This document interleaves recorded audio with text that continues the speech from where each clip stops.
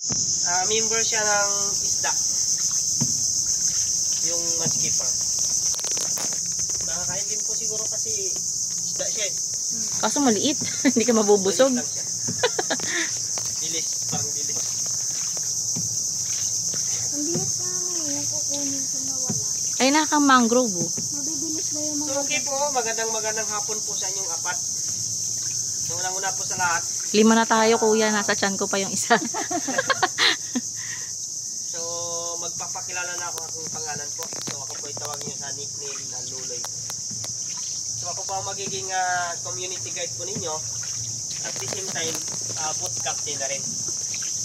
So bali po dito sa mangrove, unang-una po sa lahat, nice ko po kayong welcome dito sa aming mangrove paddle boat tour. So ang pinakami ng ating tour po, kung familiar po kayo sa mga bakawan na kahoy, yung mga mangrove trees. So sa inyong lugar siguro mayroon din mga mangrove pa. Opo. Sa Cavite, meron pa. Cavite po. So dito ang mga mangrove po kasi sa buong Pilipinas, mayroon po tayong 30 to 40 species. Iba-ibang uri po siya o iba-ibang ano po nila species. So dito sa amin, ang pangalan ng ilog po, tinatawag po natin na Sabang River. Siguro po alam niyo na rin pong ibig sabihin ng Sabang. Ay, hindi po. Ang ibig sabihin po ng Sabang, ang sa is salt water, yung bang naman po ay fresh water. Baga okay. Baga po, tabang at saka alat. So tinatawag Sabang. po siyang Sabang. Apo.